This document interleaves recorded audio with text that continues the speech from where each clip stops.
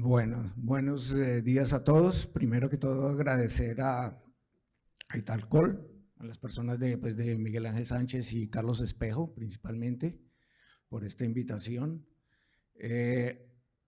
Voy a hablarles sobre sostenibilidad en el sector acuícola, básicamente.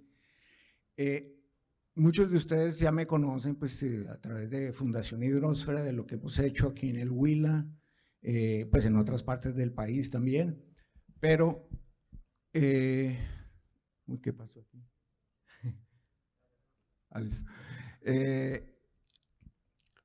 Desde mediados de la década pasada, se creó la Cámara Verde de Comercio como una iniciativa para fomentar las prácticas de sostenibilidad en las empresas y para fomentar la creación de nuevas empresas que tuvieran el marco de la sostenibilidad como un norte.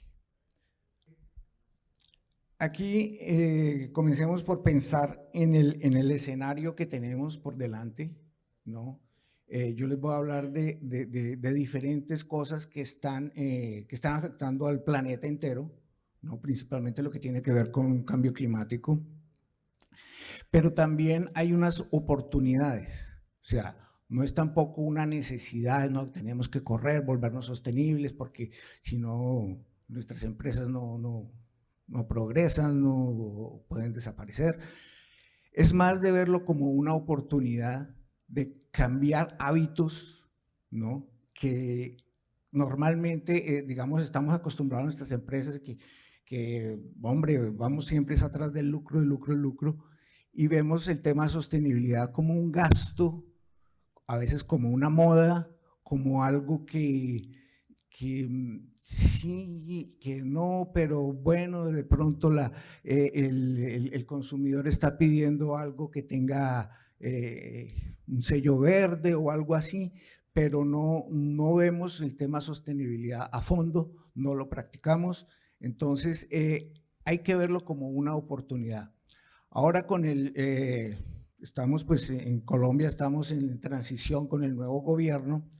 El nuevo gobierno tiene un componente ambiental muy marcado desde la propia presidencia y vicepresidencia y en varios ministerios, no solo Ministerio de Ambiente, sino también el Ministerio de Agricultura y Ministerio de Minas y Energía, que tienen un componente en sus cabezas, tienen claro el horizonte de sostenibilidad sobre el que hay que trabajar.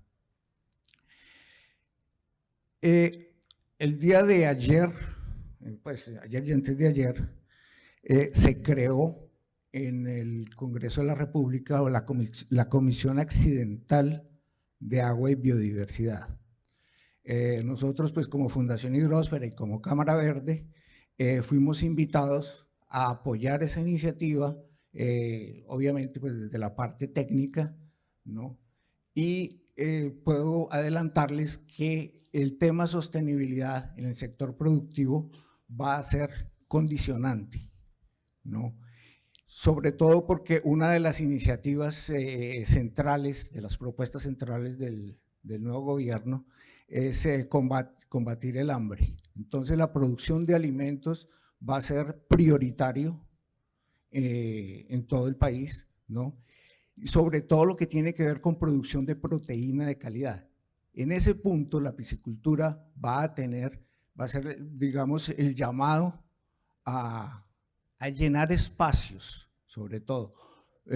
Por un lado, porque tiene la versatilidad y la capacidad, digamos, de renovarse muy rápidamente, a diferencia de otros sectores, ¿no?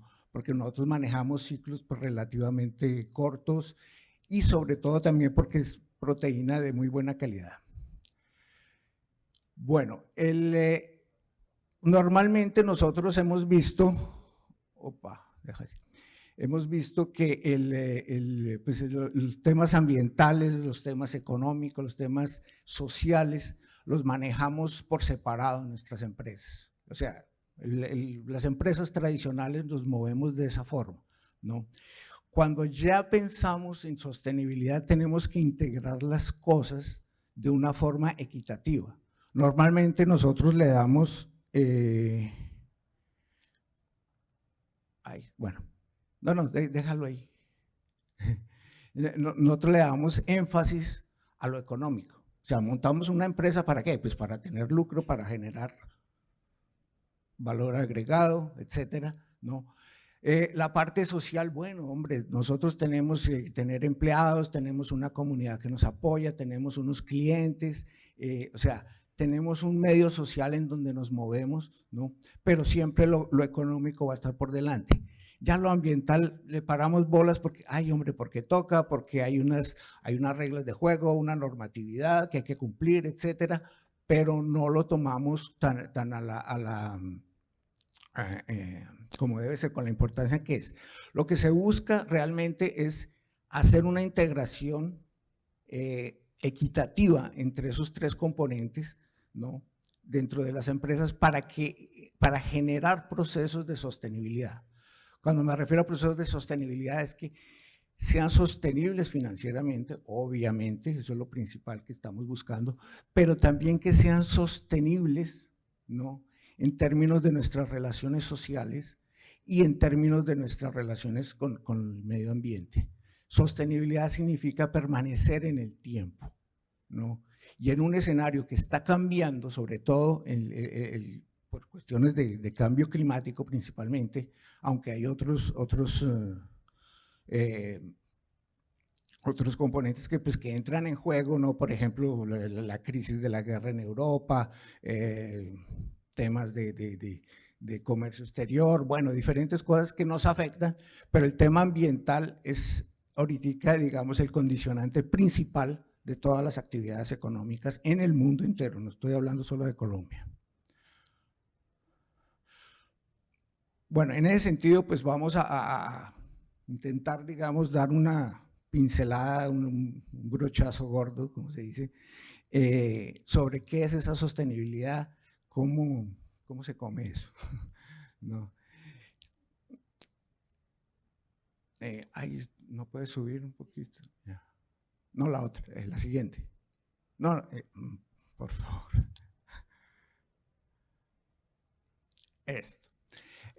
Digamos, es el principal problema que tenemos en cuanto a concepto de cómo producimos las cosas, ¿no? Aquí, digamos, es el ejemplo del agua. ¿Por qué me voy a referir al agua? Porque pues nosotros, nuestra actividad económica depende del agua, de cantidad y de calidad, ¿no?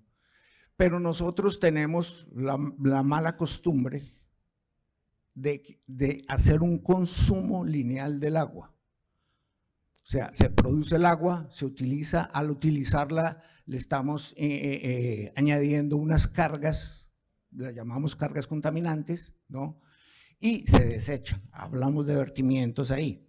Pero este esquema lineal sucede realmente en todos los aspectos de cualquier reproducción, ¿no? O sea, nosotros tenemos una materia prima, se transforma, se utiliza, se usa, se consume, ¿no? Y hay un descarte de desechos posterior a eso, ¿no? Esta es la economía lineal, en esa es donde nos movemos tradicionalmente. Lo que estamos buscando cuando hablamos de sostenibilidad es cambiar ese concepto, ¿no? Y eso genera nuevas oportunidades, como vamos a ver.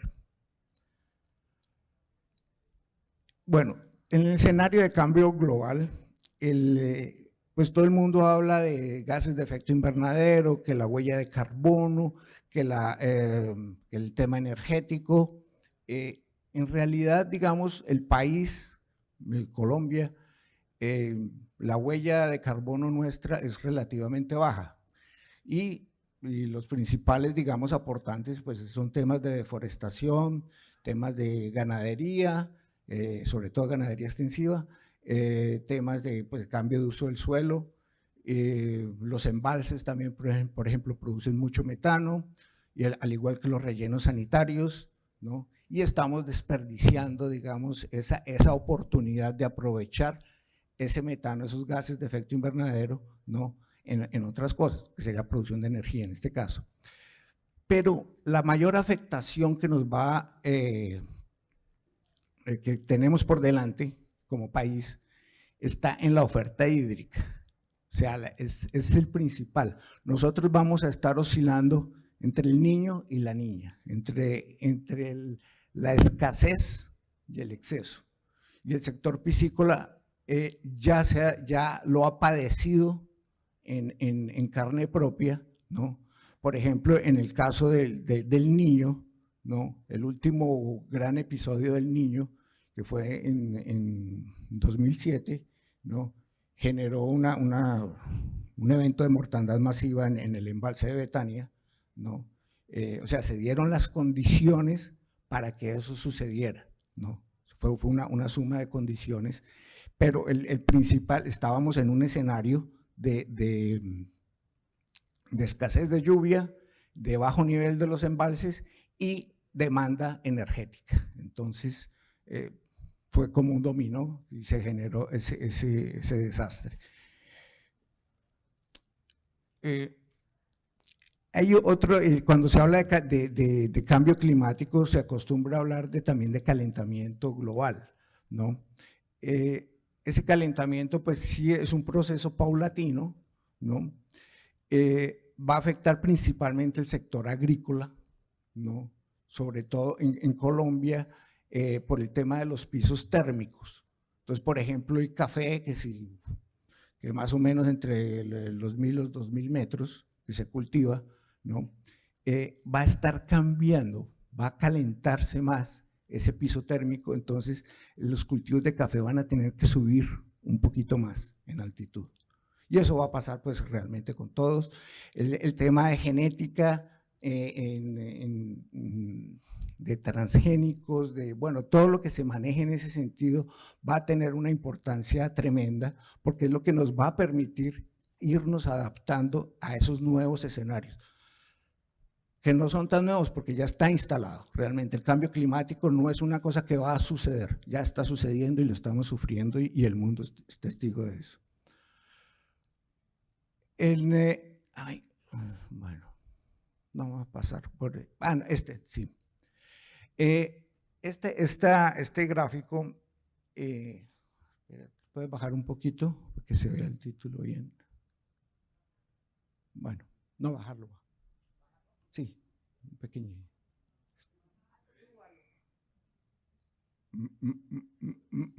Para que se vea el título completo. Pero bueno, esto apunta, no sé si alcanzan a leer aquí los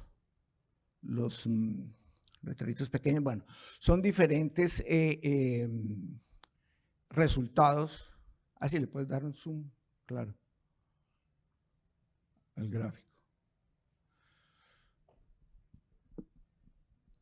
Sí, estos son digamos, efectos que vamos a tener, ¿no? Y que están ocurriendo, ¿no? En términos de cambio climático y cómo nos están afectando, ¿no? Hay uno que quiero resaltar mucho, ¿no? Es el tema de los flujos biogeoquímicos, ¿no? Principalmente lo que es el fósforo y el nitrógeno. La piscicultura es un gran aportante de estos elementos al agua, ¿no? Dentro de esos desechos, dentro de esas cargas contaminantes que le estamos aportando al agua, ¿no? En realidad lo que estamos haciendo es desperdiciando ese recurso, ¿no? Es un recurso que se va al sedimento, se pierde y causa problemas en los ecosistemas acuáticos, ¿no?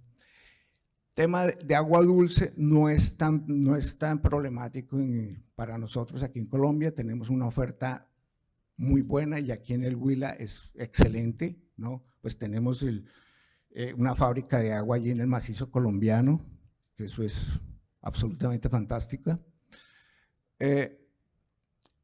Cambio en el uso del suelo puede afectarnos, ¿no? Pero sobre todo el tema de los flujos biogeoquímicos. Ahora sí puedes quitarle el zoom. Ahí entra un concepto, ¿no? Y es que hay unos límites que nos impone la naturaleza. La naturaleza nos impone límites a todas las actividades económicas. Eso ya quedó muy bien definido en la década de los 70 con un informe de Naciones Unidas que se llamaba Los Límites del Crecimiento, precisamente. De allá para acá se ha ido construyendo el concepto de sostenibilidad sobre estos paradigmas. Estos límites del crecimiento que impone la naturaleza, aquí en el Huila nosotros ya tenemos una herramienta que se ha ido construyendo, se ha ido implementando, bien o mal, pero existe, ¿no? Que es el plan de ordenamiento de acuícola y pesquero del embalse de Betania, que se hizo sobre un estudio de capacidad de carga piscícola. Capacidad de carga piscícola es definir el límite, o sea, el límite máximo de producción que puedo tener sin afectar la calidad del agua, ¿no? Esto hay que tenerlo siempre presente porque con la entrada de los nuevos embalses en producción acuícola, que es lo que se espera, ya por ejemplo el embalse de Quimbo ya en estos días entregaron ya el informe de estudio de capacidad de carga. Sobre ese estudio se va a iniciar un proceso de ordenamiento pesquero y acuícola por parte de la UNAP y de la CAM. Y esto va a suceder también con otros embalses, principalmente Hidrosogamoso y Hidroituango, que van a entrar en producción piscícola, o sea, pueden entrar en producción piscícola, ¿no? Son escenarios muy favorables. ¿Qué significa esto para el sector? Pues un aumento de la producción a unos niveles que no lo imaginábamos hace algunos años, ¿no? Pero también puede haber mejoras en esa producción, o sea, aumentos en esa producción con la capacidad instalada en este momento. En el caso del embalse de Betania, por ejemplo, cuando se hizo el estudio de capacidad de carga, se hizo una simulación de cómo sería la capacidad de carga si se retirara el aporte de aguas contaminadas del municipio de Lobo, que está aguas arriba de donde están los cultivos piscícolas. Si se retiraba, por esa simulación, si se retiraba ese aporte en su totalidad, prácticamente pues es fósforo, nitrógeno, o sea, nutrientes, la capacidad de carga piscícola del embalse se podía quintuplicar. No quiere decir que eso realmente sea cierto, pues eso se hizo en un estudio donde en esa época había apenas 17 cultivos en el embalse. Los escenarios han cambiado, ya han ocurrido episodios que nos han servido de alerta, pero digamos que se pueda duplicar. O sea, solo con una intervención, sin cambiar nada más, solo con una intervención local en un punto, ya se podría duplicar la producción del embalse de Betania. Si se consideraran ese tipo de criterios, ¿no?, a nivel macro, en temas de ordenamiento piscícola y pesquero, asociados a temas de ordenamiento de cuencas hidrográficas, que va a ser una prioridad en el presente gobierno, pues ya tenemos, digamos, el horizonte definido de cómo el sector piscícola puede crecer, solo pensando en la producción en embalses. No estoy hablando de producción en tierra. O sea, producción en tierra pues exige, pues obviamente es otra tecnología, pero ya se está avanzando mucho, sobre todo con el tema de los Imprint Raceways, o sea, la tecnología IPRS que Italcol está promoviendo bastante, ¿no? Nosotros hicimos unos ensayos para aguas someras, o sea, para cuerpos de aguas poco profundos, en ciénagas de la depresión Momposina, con muy buenos resultados. Entonces, digamos, el tema tecnológico puede ayudarnos muchísimo para lograr alcanzar objetivos de aumentar producción sin aumentar el impacto ambiental que causamos. En el tema de acuicultura, pues siempre vamos a estar pendientes de la competencia por el recurso hídrico, ¿no? O sea, necesitamos el agua. Entonces, el tema de ordenamiento territorial en función de los planes de ordenamiento y manejo de cuencas, o sea, de los POMCA, que se van a desarrollar, que necesitamos desarrollar, porque no es una cuestión de que es un capricho del nuevo gobierno, no, es una necesidad. Necesitamos ordenar el territorio, porque también ordenar el territorio significa luchar contra el cambio climático, ¿no? Eventos, por ejemplo, como el que sucedió en Mocoa, ¿no? Hace unos 4 o 5 años, podrían haberse evitado si hubiera habido un plan de ordenamiento serio del municipio de Mocoa. O sea, la gente se ubica en lugares de alto riesgo, ¿no? Ante eventos climáticos y las autoridades dejan que eso suceda. Entonces, la planeación territorial viene a darnos una mano en términos de adaptación a cambio climático, de cómo organizamos las actividades económicas en un territorio, cómo nos organizamos a través del uso del agua, porque es un uso compartido, ¿no? Obviamente se priorizan ciertos usos, consumo humano, obviamente, ¿no? Pero producción de alimentos es lo siguiente, prioritario, ¿no? Ya después vendrán otros usos, ¿no? Ya para usos industriales, para generación de energía, etc. Hay otros eventos, otros elementos pues, que tenemos que considerar, pero digamos, todo esto es como una cadena, como un dominó, una cosa va llevando a la otra, ¿no? El tema de cambio climático, de calentamiento global, va afectando diferentes sectores de la economía, diferentes sectores de la sociedad, ¿no? Entonces tenemos que tener una visión holística, una visión integrada de cómo enfrentar esos problemas. Y eso lo podemos hacer desde las propias empresas, desde cómo funcionamos nosotros. Para ello, digamos, hay en las Naciones Unidas, creó un concepto que se llama Objetivos de Desarrollo Sostenible, son 17, es una agenda planetaria, ¿no? En donde los gobiernos, todos los gobiernos se comprometieron en cumplir unas metas en unos ciertos periodos de tiempo, ¿no?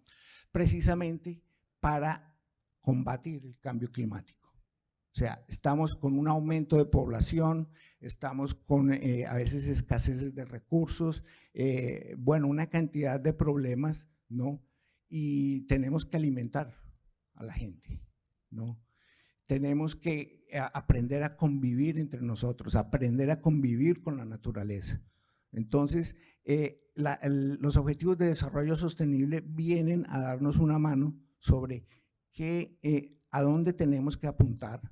Cada objetivo tiene sus objetivos secundarios y hay toda una metodología de trabajo que se puede pensar como son las normas ISO, por ejemplo, que son herramientas de gestión, ¿no? En donde se imponen unas metas, se cumplen y después se imponen nuevas metas, o sea, se va subiendo la vara, es un proceso de mejoramiento continuo, ¿no? Esto tiene más o menos la misma lógica. Hay digamos, en el escenario mundial, el tema de cambio climático presenta también efectos sobre la oferta hídrica. O sea, el agua aquí es central todo el tiempo, ¿no?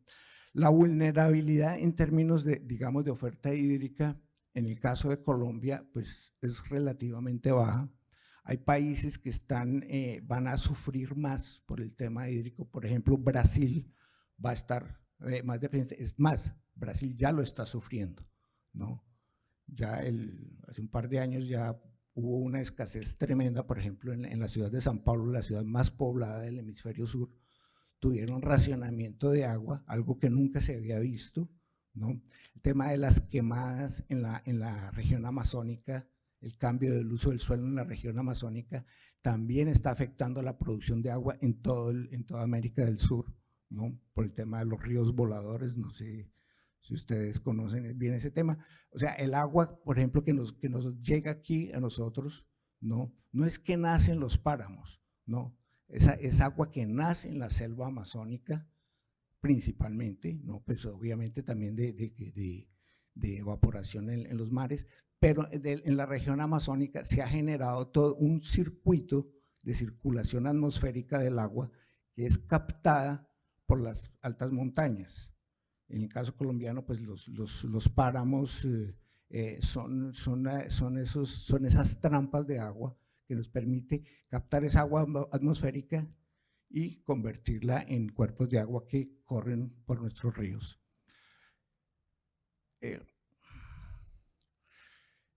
Por otro lado, tenemos, digamos, la oportunidad, ¿no?, de un mercado que está creciendo paulatinamente. En este momento ya Colombia es el principal proveedor de filete de tilapia fresca en Estados Unidos, que es un mercado grande, ¿no?, y que sigue creciendo, ¿no? Pero, digamos, la demanda por este tipo de productos, la demanda por proteína de calidad es mundial, ¿no? O sea, las puertas realmente están abiertas, las oportunidades están dadas, ¿no? Entonces, ¿cómo enfrentamos eso? Nosotros hemos tenido un escenario bastante curioso en los últimos años, ¿no?, en donde ha habido unos cambios de hábito de consumo. Ya la gente habla de consumo de comida saludable, ¿no? Con el tema del COVID se presentó un aumento, digamos, de esa demanda de comida saludable, ¿no? O sea, la gente como que se pellizcó y dijo, no, hombre, yo necesito defenderme de los virus, de las bacterias, todo esto, necesito tener salud. Y la salud está pues en lo que uno come.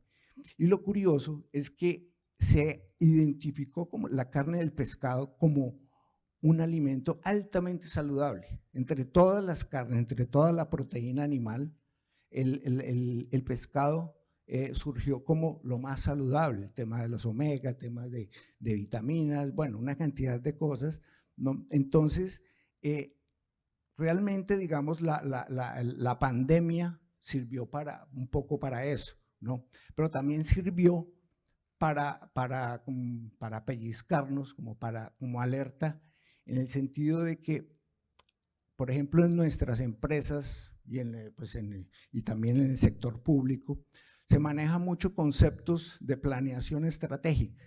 O sea, nosotros hacemos planes de largo aliento y prevemos unos ciertos escenarios. Entonces, si sucede esto, entonces hacemos esto, pero grosso modo es una planeación que no considera todas las variables en juego. Y la pandemia tumbó todos los planes estratégicos que había en el mundo. El virus lo tumbó realmente, ¿no? Entonces eso nos obliga a pensar ya no en términos de planeación estratégica, sino de pensamiento estratégico, ¿no? Cuando pensamos de esa forma, vemos que el concepto de sostenibilidad es una necesidad. No es, o sea, ya no es una moda, no es una oportunidad, no es una obligación que nos impone un gobierno, no. Ser sostenible puede ser muy rentable y de hecho lo es. Es más rentable que lo que estamos haciendo ahora, como lo estamos haciendo ahora, ¿no? Opa, aquí sí queda bueno. No, sigamos. No, es que este documento de la FAO es bastante interesante porque está alineado, digamos, con sobre todo, pues, producción de alimentos, obviamente, ¿no?, con las metas que se han definido en función de los objetivos de desarrollo sostenible y sobre todo de cambio climático. No me voy a detener mucho en esto. Pero volviendo al tema de los objetivos de desarrollo sostenible, ¿no? Como les decía, son 17, ¿no? Hay uno que es muy importante, que nos interesa mucho, que es el sexto, es el de agua y saneamiento, pues obviamente por razones obvias, pero también en realidad todos nos deben interesar de una forma o de otra, ¿no? Combate a la pobreza, combate al hambre, cuestiones de equidad de género, infraestructura sostenible, bueno, hay diferentes diferentes temas.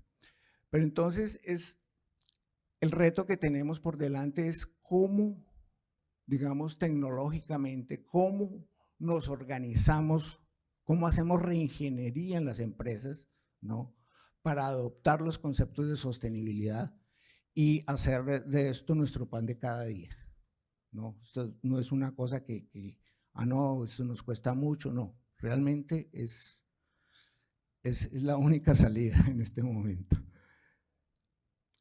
Pues cómo se mide el tema de los ODS. Entonces, por aquí el ejemplo, digamos, del ODS 6, agua limpia y saneamiento, ¿no? Es, pues la primera evaluación que se hace es si se cumple, no se cumple, o tanto da, ¿no? Comenzamos por ahí, después comenzamos a ir midiendo diferentes. Por ejemplo, este otro es equidad de género, igualdad de género, ¿no?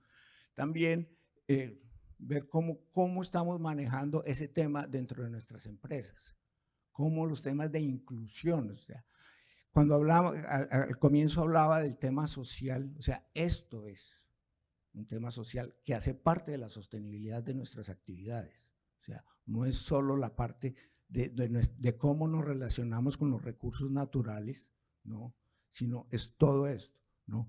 En la parte, digamos, económica, pues también. Hoy en día, bueno, pero ¿cómo medimos esto? Sube un poquito eso, ¿no? Aquí hay una alerta, semáforo en rojo, y es lo que se ha dado en llamar el greenwashing, o sea, como lavarse de verde, ¿no? Muchas empresas históricamente han encarado el tema de sostenibilidad bajo esta premisa, que es apenas de imagen hacia afuera. O sea, yo soy sostenible porque uso jabones biodegradables o porque uso lámparas LED o porque, o sea, no es solo eso, por favor, ¿no? O porque apoyo una fundación que, no sé, cualquier cosa que tenga incidencia en un impacto social determinado, ¿no? Eso se viene manejando bajo un concepto que se llama, pues, responsabilidad social corporativa o responsabilidad social empresarial, ¿no? Y se le ha incluido esto principalmente para temas de mercadeo, ¿no? Y estamos realmente, muchas empresas que tienen alto impacto ambiental en sus procesos productivos posan de ecoeficientes, posan de amigables con el medio ambiente, y esto hay que tener mucho cuidado con qué es y qué no es sostenibilidad. Greenwashing definitivamente no es sostenibilidad, es aparentar ser sostenible, pero no lo es. Entonces, cosas que tenemos que pensar, ¿no?, es en nuestra cadena de valor. O sea, nosotros no estamos aislados. Si yo engordo peces, esa es mi actividad.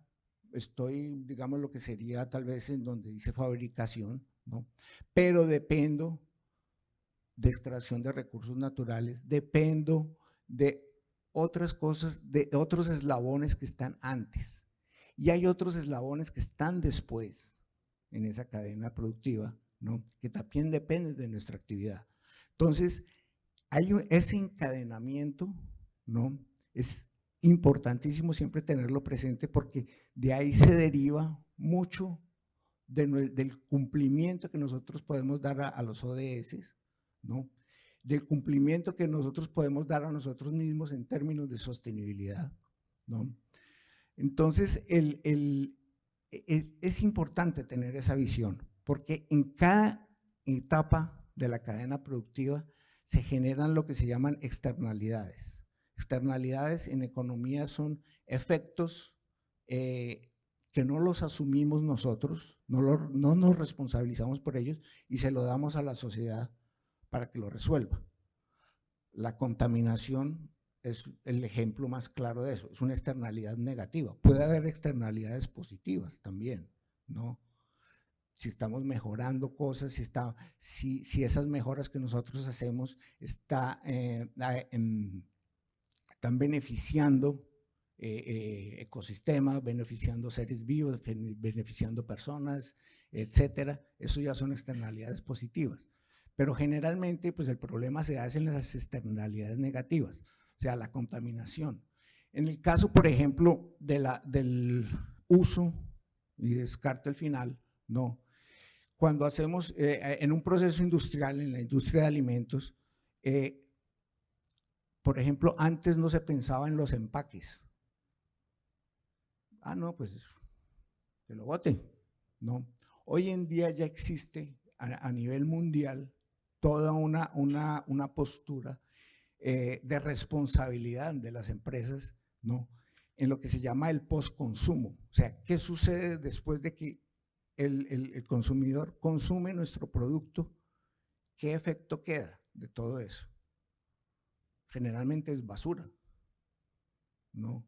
Entonces, ¿qué hacemos con eso? O sea, ¿cuál es nuestra responsabilidad como empresarios, ¿no?, ante esa basura que estamos generando? O sea, nosotros nos llenamos de plástico porque estamos usando el plástico para todo, ¿no? El queso, el quesillo aquí, el Huila, ya lo quieren empacar en plástico y dicen, no, hombre, eso tiene que ir en hojas de plátano. O sea, es una cosa biodegradable, es lo tradicional y asegura unas ciertas condiciones de organoléptica, pues de sabor, de olor, que el plástico no se lo va a dar nunca, ¿no? O sea, el plástico puede tener ciertas ventajas en un empaque y tal, pero entonces, ¿de quién es la responsabilidad por ese plástico después de que se usa? O sea, estamos obligando a la sociedad a generar basura y basura que no necesitamos que se produzca. Entonces tenemos que tener esa visión clara de responsabilidad en toda la cadena de valor, o sea, de lo que viene y de lo que sale, ¿no? También en términos, digamos, de huella de carbono. ¿Cómo están nuestros proveedores en términos de huella de carbono, ¿no? El doctor Mendoza hablaba hace poco del tema de las importaciones de la soya, de todo eso. Importar soya tiene una huella de carbono altísima porque viene de afuera, nosotros no producimos para nuestro consumo, ¿no? Y así con diferentes cosas, o sea, tenemos que ir analizando cada fase, cada etapa de nuestro ciclo productivo para ver, hacer esos balances, hacer esas contabilidades en términos ambientales, o sea, cuál es la huella de carbono, cuál es la huella hídrica, ¿no?, etcétera, etcétera. En ese sentido también hay un concepto que se transformó en la famosa ISO 14040, que es el análisis de ciclo de vida, ¿no?, en donde se ve todo el proceso, lo que se llama de la cuna a la tumba, ¿no? O sea, cuáles son los impactos que se van generando, esas externalidades que les hablaba, a lo largo del proceso productivo, del consumo y del postconsumo, ¿no? Entonces, en ese sentido, nosotros siempre hemos priorizado, pues la inversión es el fuerte de nuestro negocio, siempre es en la producción de algo, ¿no?, lo que llama aquí la fábrica, ¿no? Pero atrás tenemos proveedores de insumos, ¿no?, y del otro lado tenemos los clientes, ¿no? Los impactos van de forma invertida, o sea, se presentan más altos en los proveedores y en los clientes. Nosotros tenemos más control aquí en donde invertimos, ¿no? O sea, ahí es donde podemos generar realmente un cambio en lo que hacemos.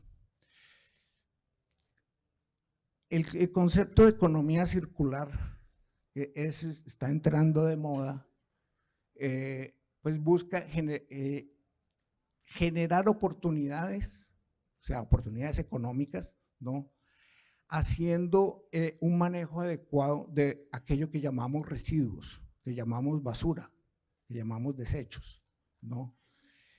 Todo eso que estamos generando en nuestra actividad económica puede tener un valor agregado si se recupera. Entonces, el concepto de reciclaje pues hace parte de economía circular, pero no es lo principal, ¿no? Para que haya economía circular, pues hay desde conceptos que se manejan desde el diseño de nuestros procesos, desde el diseño de un embalaje, de un empaque, ¿no? Hasta procesos de recuperación, de reutilización, y eso lo podemos aplicar, por ejemplo, al agua. O sea, no tenemos por qué tener un vertimiento. Si podemos reciclar el agua, como se hace con los sistemas RAS, pues hay un ahorro tremendo, ¿no? Y eso se refleja pues en nuestros balances contables, ¿no? Por eso les digo, ser sostenible es rentable. Bueno, aquí para cerrar este tema, pues ya hay unas directrices del PLANDAS, esto se hizo en 2014, si mal no recuerdo, con los auspicios de la FAO, en plan nacional de desarrollo de acuicultura sostenible, en donde se definen unas pautas y realmente pues da tristeza ver que poco hemos avanzado en el cumplimiento de ese plan, ¿no? O sea, vemos que si estos planes, al igual que los documentos COMPES, si no se transforman en leyes, ¿no? En que obliguen a las empresas, que obliguen a los gobiernos locales, etcétera, a cumplir, a las personas, pues la gente como que no se pellizca, ¿no? Yo, digamos, el llamado que les hago es que hagamos de la sostenibilidad no algo obligatorio, o sea, que nos obligue la ley a cumplirlo, sino como una iniciativa propia de ser rentables. Ni siquiera de ser amigables con el planeta o de, de disminuir mi huella hídrica, mi huella de carbono, etcétera, de producción limpia, sino, no, piénselo con el bolsillo. Es rentable ser sostenible, muy rentable. Bueno, aquí para cerrar ya, volviendo al tema de la Cámara Verde, hay una oferta de servicios que les puede interesar a muchos. Ya estamos en conversaciones con la Cámara de Comercio del Huila para apoyarlos en procesos de transformación de las empresas para adopción de criterios de sostenibilidad, ¿no? Y también igual para la creación y promoción de nuevas empresas que ya nacen con esos criterios embutidos, ¿no? Nosotros, digamos, cuando comenzamos siempre un proceso de asesoría en este sentido, cumplimos estos 3 pasos. Este es como un marco lógico de cómo trabajamos. Obviamente, primero, pues, tenemos que responder estas 3 preguntas. El qué tenemos, pues es un diagnóstico, porque no se parte de cero, siempre hay algo sobre lo cual hay que trabajar.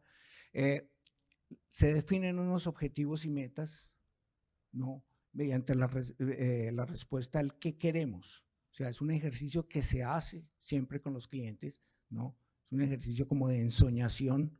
O sea, ¿cuál es el futuro que usted sueña? ¿Usted qué es lo que quiere hacer? ¿No? Y se define, digamos, como un horizonte a dónde se quiere llegar. Ya el qué podemos hacer es lo que define el plan que se va a desarrollar, el plan estratégico, o sea, qué es lo que vamos a hacer realmente, ¿no? Es como el diferencial entre lo que tenemos, o sea, que ya tenemos avanzado, o sea, la cuota inicial, y lo que nos falta por pagar para cumplir ese que queremos, ¿no? Entonces, en ese sentido, digamos, la Cámara Verde comienza con una evaluación, este diagnóstico inicial de fortalezas y debilidades, etcétera, en función del cumplimiento de los ODS. Ese es nuestro punto de partida. Se hace un diagnóstico, mire, a usted le falta avanzar en esto lo tiene bien, está cumpliendo, lo puede mejorar aquí, lo puede mejorar allí, pero se puede avanzar en ese sentido. Y de ahí en adelante se ofrecen diferentes servicios, ¿no?, a las empresas. Sí, listo. Ya acabando. que pueden entrar, digamos, a contribuir a la construcción de esa sostenibilidad de la que les hablaba, ¿no? Incluyendo temas de, por ejemplo, de transformación digital, bueno, de equidad de género, de encadenamiento productivo con otras empresas que también están promoviendo los mismos criterios. Y bueno, y ya para cerrar esto, pues ya digamos, esto se ha generado ya un ecosistema empresarial bastante interesante. Como pueden notar, hay varias cámaras de comercio. Espero ver la Cámara de Comercio del Huila también aquí en breve. Y pues también empresas que ya están asociadas y están ya trabajando en estos temas. Bueno, muchísimas gracias. Aquí los contactos en redes sociales. Cualquier pregunta a disposición. Gracias.